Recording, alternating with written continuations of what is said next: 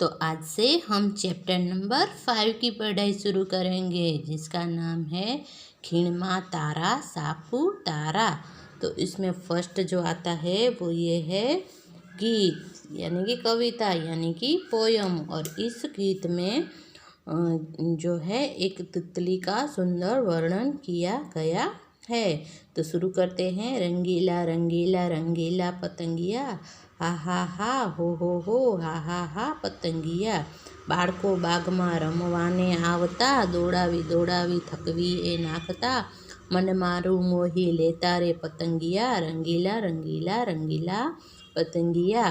तो इस कविता में कवि कहते हैं कि जो तितलियाँ होती है वो बहुत ही रंग बिरंगी होती है, और वो हम जब बगीचे में, गार्डन में, बाग में घूमने जाते हैं तो क्या देखते हैं, तो ये जो तितलियां हैं वो एक पेड़ से दूसरी पेड़, एक डाली से दूसरी डाली और एक फूल से दूसरी फूल की तरफ के ऊपर मंडराती रहती है और घूमती रहती हैं और खेलती रहती हैं। तो कवि कहते हैं कि छोटे छोटे बच्चे हैं वो उसको पकड़ने के लिए उसके पीछे दौड़ते हैं, मगर वो किसी के हाथ नहीं आती। तो जब बच्चे हैं वो गार्डन में, बगीचे में खेलने जाते हैं तो वो उसके तितलियों के पीछे पीछे भागते हैं और वो उसे भगा भगा के थका देती है, मगर वो किसी के हाथ नहीं आती। और वो इतनी मोहक है कि वो बहुत ही सबको अच्छी लगती हैं। जो तितलियाँ होती हैं वो बहुत ही अच्छी होती हैं और बहुत ही सुंदर होती है, उसको वो सबका मन लुभा लेती हैं। फूलड़े फूलड़े आम तेम दौड़ता, आकाशे उड़ता ने हाथ में न आवता, मन मारू मोही लेता रे पतंगिया, रंगीला रंगीला रंगीला पतंगिया। तो वो तितलियाँ हैं वो क्या करती है, तो एक फूल से दूसरी फूल के ऊपर मंडराती रहती है और फिर आसमान में, या तो फिर वो आसमान में उड़ती रहती है, मगर वो किसी के हाथ नहीं आती और जो है वो सबका मन मोह लेती है।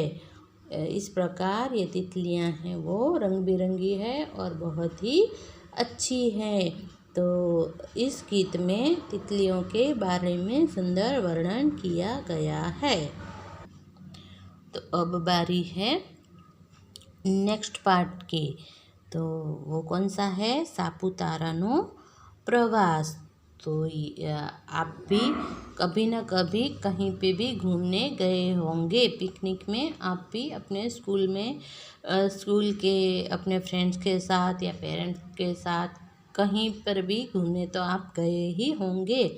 तो ये जो हमारा जो चैप्टर है वो इसी पिकनिक पे ही रिलेटेड है। कुछ बच्चे जो हैं वो सापुतारा, जो कि गुजरात के डांग ज़िले में आया है, तो ये जो है वो हिल स्टेशन है और बहुत ही सुंदर घूमने की जगह है। तो जो बच्चे हैं वो सापुतारा पिकनिक में गए हैं और वहाँ पे उन्होंने क्या क्या देखा, उन्होंने क्या क्या मस्ती की, उन्हें क्या क्या वहाँ से सीखने को मिला, और ये जो सापुतारा जो हिल स्टेशन है उसके बारे में जो सुंदर वर्णन है वो इस चैप्टर में किया गया है। तो शुरू करते हैं। અમે શાળામાંથી સાપુતારાનો પ્રવાસ ગોઠવ્યો. સુરતથી બસમાં અમે વહેલા નીકળી પડ્યા. વઘઈ આવ્યું ને સૂર્યોદય થયો. અમે ડાંગ જિલ્લામાં दाखिल થઈ चुक्या હતા. तो सब बच्चे थे, उनकी स्कूल में से उनको सापुतारा पिकनिक के लिए ले जाया जा रहा था, और सब जो थे वो सूरत से जा रहे थे। तो सूरत से वो जल्द ही निकल गए और सुबह सुबह सूर्योदय होते ही वो डांग जिले में दाखिल हो चुके थे. ડાંગમાં ડુંગરોની હાર છે ને મોટો ભાગ જંગલોથી છવાયેલો છે. એ જંગલોમાં વાઘ, દીપડા અને હરણ વગેરે વસે છે. અહીંના એક ડુંગર ઉપર હવા ખાવાનું સ્થળ સાપુતારા આવેલું છે. અમારે ત્યાં જવાનું હતું. तो डांग जिला है, वहाँ वहाँ पे बहुत सारे पर्वत है, पर्वतों की हारमाला है, पर्वतों की श्रृंखलाएं हैं वहाँ पे। और उसका ज़्यादातर हिस्सा जंगलों से घिरा हुआ है और उस जंगल में शेर, हिरण इत्यादि जंगली जानवर भी रहते हैं। और वहाँ पे एक जो पर्वत है वहाँ पे ये हिल स्टेशन सापुतारा नामक हिल स्टेशन आया हुआ है और सब बच्चों को वहाँ घूमने जाना था। અમે વઘઈ ઉતર્યા, ગામમાં બીજા પ્રવાસીઓ પણ જોવા મળ્યા। तो ये जो सब थे वो वघई नामक गांव में गए और वहाँ पे क्या देखा, तो वहाँ पे दूसरे पर्यटक भी वहाँ पे आए हुए थे। डांगમાં રહેતા લોકો ડાંગી નામે ઓળખાય છે। વાંસના ટોપલા ટોપલીને પંખા લઈ ડાંગીઓ અમને વીંટળાઈ વળ્યા। એમાંના એક જણ પાસે વાંસના હરણ, મોર ને કબૂતર જેવા રમકડા હતા। વાંસના રમકડાની તો પરદેશમાં પણ માંગ છે। तो जो डांग में रहते हैं उनको डांगी कहते हैं, वो डांगी के नाम से जाने जाते हैं। तो वहाँ पे ज़्यादातर है जो बांस होता है और वहाँ बांस में से टोकरियाँ, खिलौने आदि वहाँ पे बनते हैं। और उनका जो है वहाँ पे जो है व्यापार होता है। जो वहाँ के लोग हैं वो बांस में से ऐसे खिलौने और हाथी, घोड़ा इत्यादि खिलौने और छोटी छोटी सुंदर मनमोहक चीज़ें बनाते हैं और उनका व्यापार करते हैं। और इन चीज़ों तो ये जो चीज़ें हैं वो विदेश में भी जाती है। डांगना जंगलों वांस सिवाय ऊंची जातना सागना झाड़ पण खूब थाय छे। साग इमारती काममां वपराय छे। वघईमां ठेर ठेर इमारती लाकडानी दुकानों जोवा मळे छे।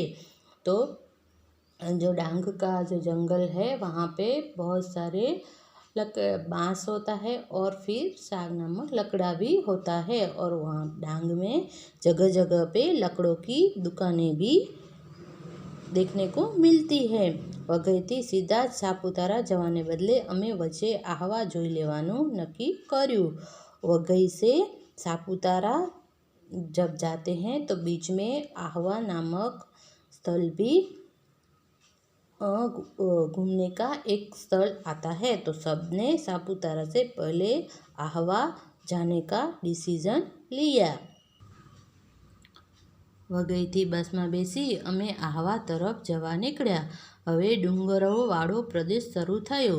उगता सूरजना किरणोथी डूंगरो केसरी रंगना देखाता हता। तो सब जो है वो वघई से बस में बैठकर आहवा के लिए निकले और वहीं से जो पर्वतों की श्रृंखला थी वो शुरू होती थी। और उन पर्वतों में से जब सूर्योदय होता है तो वो नज़ारा बहुत ही मनमोहक होता है। केसरी डूंगरो अने लीला वृक्षो अमे जोता हता एटलामां ज आहवा आव्युं। आहवा डांग जिल्लानुं मुख्य मथक छे। अहीं अमने आश्रमशाळा जोवानी मजा आवी। तो वहाँ पे जो सूर्योदय था वो देखने का नज़ारा ही बहुत ही निराला होता है। तो सब बच्चे वही देख ही रहे थे, इतने में तो आहवा आ गया और आहवा में उन्हें आश्रमशाला देखनी थी। वो वहाँ पे आश्रमशाला देखने गए। आहवा जोई फरी पाछा अमे बसमां गोठवाया। बस सापुताराना रस्ते चालवा लागी। सापुतारानी ऊंचाई लगभग 1000 मीटरनी छे। तो आहवा घूमने के बाद सब लोग फिर से बस में बैठ के सापुतारा की ओर चल दिए। और सापुतारा की जो ऊंचाई है वो 1000 मीटर की है। बस ऊंचे ने ऊंचे चढ़ती जती हती। सापुतारा एटले सापोनुं રહેઠાણ। सापो तो जोवा मळे त्यारे खरा पण रस्तो तो साप चाले एवो ज वांको चूको हतो। तो जो उनकी बस थी वो सापुतारा की ओर बढ़ रही थी। तो ऐसे माना जाता है कि सापुतारा माने सांपों के रहने की जगह। तो वो कहते हैं कि सांप तो हमें जब भी देखने को मिले, मगर उनका जो रास्ता था वो बिल्कुल सांप की तरह टेढ़ा मेढ़ा था। वहाँ पे चल के ऐसे लग रहा था जैसे कि ये सांप के आकार का रास्ता बनाया गया था। બે ટેકરીઓ વચ્ચેનો હરિયાળો પ્રદેશ એટલે સાપુતારાનું ડુંગરી મથક। ગુજરાતનું હવા ખાવાનું આ એક સારું સ્થળ છે। तो जो दो पर्वतमाला है उसके बीच में जो हरियाली छाई हुई है, वहाँ पे सापुतारा नामक स्थल आया हुआ है और ये गुजरात का बहुत ही अच्छा हिल स्टेशन है। बस स्टैंड આવી ગયું। અમારો સામાન લઈ અમે પ્રવાસીઓને રહેવા माटेना बंगला में पहुँचा। तो सापुतारा का बस स्टेशन आ गया और सब जो बचे थे वो वहाँ से अपना सामान लेकर जहाँ उन्हें रहना था वहाँ पे पहुँच गए। ત્યાં જ ભોજન કર્યું અને થોડો આરામ કરી અમે ફરવા નીકળ્યા। ઉગતા આથમતા સૂર્યને જોવાની અહીં મજા પડે છે। ઊંચા ડુંગરેથી નીચે ખીણમાં જોઈ શકાય એવી કેટલીક જગ્યાઓ અહીં બનાવવામાં આવી છે। અહીં બેસી બોલાયેલા શબ્દનો પડઘો સાંભળવાની તો ખૂબ જ મજા પડે છે। तो वहाँ पे वो बस में से उतरे और वहाँ पे जहाँ पे उनके रहने का जो ठिकाना था वहाँ पे वो गए। वहाँ पे खाना खाया, थोड़ी देर आराम किया और उसके बाद वो घूमने के लिए निकल गए। और वो हिल स्टेशन था, तो हिल स्टेशन पे जब सूर्योदय होता है और सूर्यास्त होता है तो वो देखने का एक अपना ही मज़ा होता है। और वहाँ पे जो है वो और वहाँ पे जो हम चिल्लाते हैं और उसका जो हमें रिटर्न आवाज़ आती है